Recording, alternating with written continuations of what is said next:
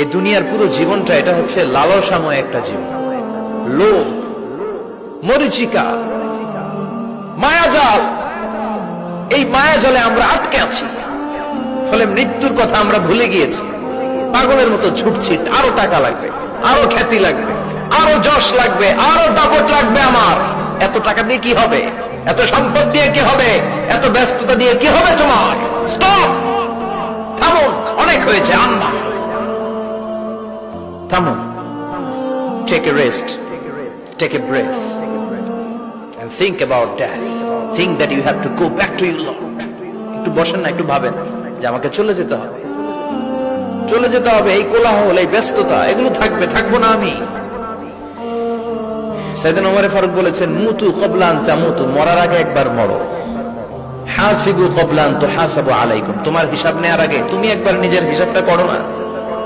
কাগজ বের করে একটু লিখো না, কি কি ভালো কাজ করছিলা, যেগুলো দিয়ে নাজাতের ওসিলা হতে পারে। 1 2 3, আর কি কি আকাম কুকাম করছো দেখো না, লিখে দেখো তোমার অবস্থাটা কি। মরার আগে একবার মরো। মরার আগে খাটের মধ্যে শুয়ে শটান করে চোখ বন্ধ করে একবার মরার ভান করে দেখেন কেমন লাগে। চোখটা বন্ধ করেন আর ভাবেন আপনি নাই, কি কি হতে পারে ভাবেন।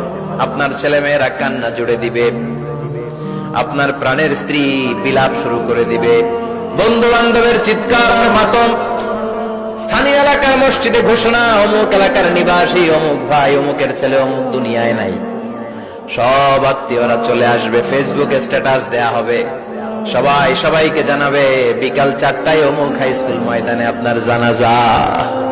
ছুটে আসবে, সবাই ছুটে আসবে আপনাকে শেষ বিদায় দিতে, গুড বাই জানানোর জন্য, আল ওয়াদা, বিদায় জানাতে আসবে সবাই। 4 তাকবীর দিয়ে আপনার জানাজা হবে, অশ্রুসিক্ত জানাজায় আপনার বিদায় হবে। কাঠের খাটিয়ার মধ্যে করে কাঁধে তুলে আপনার কবরে নেওয়া হবে। আগে থেকে খুঁড়ে রাখা কবরটার মধ্যে আপনারে বিছিয়ে দেয়া হবে। বাঁশের কচি দিয়ে তার উপরে মাটির চাপা দিয়ে সব চলে যাবে। ভাবেন না একবার চোখ বন্ধ করে, this is the circle of life, this is the nature of life. এটা সবার হবে, আমার হবে, আপনার হবে। এত মায়া, এত ভালোবাসা কই যাবে? কেউ থাকবে না, সবাই আপনার অন্ধকার কবরে রেখে দিয়ে চলে আসবে। উপরে বাঁশের কঞ্চি, তার উপরে মাটির চাপা, অন্ধকার আর অন্ধকার। এই অন্ধকার যেন শেষ হতে চায় না, শুধুই অন্ধকার, ঠিক কিনা? এজন্য আমাদের চলে যেতে হবে। দাদা গেল, চাচা গেল, মামা গেল, আমাদেরকেও যেতে হবে, জোরে কোন ঠিক কিনা? একদিন মাটির ভেতরে হবে ঘরে মন আমার, কেন বন্ধ দালান ঘর, প্রাণ পাখি উড়ে যাবে পিঞ্জর ছেড়ে।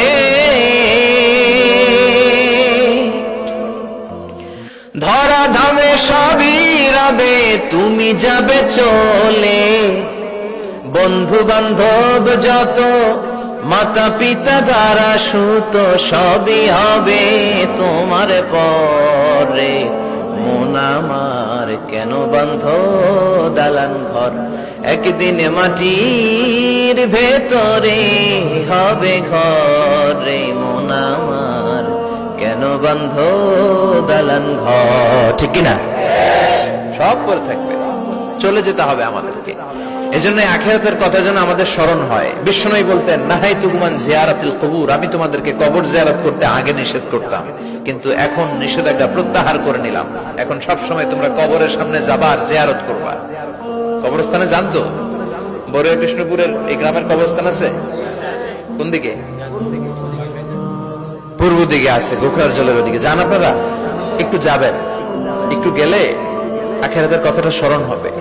ওখানে ছোট শিশুরা শুয়ে আছে, কিশোর যুবকরা আছে, আপনার মতো তাগড়া যুবক মুরব্বীরা আছে। এরা এই এলাকায় থাকতো, এরা আকাশ থেকে নেমে আসে না, এই এলাকার সন্তান আজ নাই। একটা সার্টেন পিরিয়ড শেষে আপনিও থাকবেন না। This is the nature of life, this is the circle of life. ছোট্ট শিশু হয়ে এসেছিলেন, শৈশব, কৈশোর, যৌবন, প্রৌঢ়ত্ব। আগে ছিলেন সিঙ্গেল, বিয়ে করে হয়ে গেলেন ডবল। এরপরে আল্লাহ আপনাকে একটা মেয়ে দিল, এরপরে মেয়েকে বিয়ে দিয়ে শ্বশুর হলেন, এরপরে ওই মেয়ের ঘরে সন্তান হতে নানা হলেন। আর কতদিন? অনেক দিন হলো তো, অনেক লম্বা সময় পেয়েছেন আপনি। Think about death. এবার যাওয়ার কথা ভাবেন, আখিরাতের সামানের কথা ভাবেন, ফিরে যেতে হবে। কি শক্তিশালী যুবক, বার্ধক্য চলে আসলে লাঠি ছাড়া চলতে পারে না। কুচকুচে কালো দাড়ি সাদা হয়ে যায়, দাড়ির শুভ্রতা, বয়সের ভার, রং ধরা যৌবন জং ধরে শেষ, ঠিক কিনা? This is the circle of life. যুবক ভাইরা, এটাই জীবন, চলে যেতে হবে, কেউ থাকতে পারবে না, ঠিক কিনা?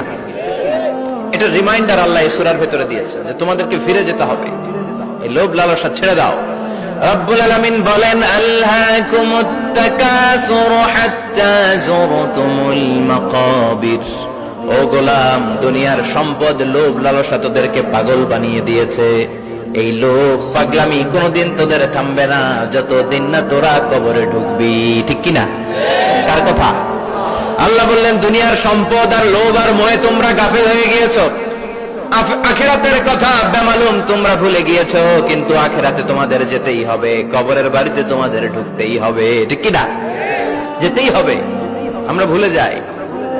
আলহাকুমুত তাকাসুর, অতিরিক্ত পাওয়ার লোভ, বেশি বেশি খাওয়ার লোভ, বেশি বেশি জমানোর লোভ মানুষকে গাফেল বানিয়ে দিয়েছে। এটা মানুষের স্বভাব, আরো চাই আরো চাই, এই স্বভাবটা আছে না নাই? দেখবেন ছোট বাচ্চারা মসজিদের দোয়া অনুষ্ঠান শেষে জিলাপি দেয় না? বড়িয়া কৃষ্ণপুর কি দেয়?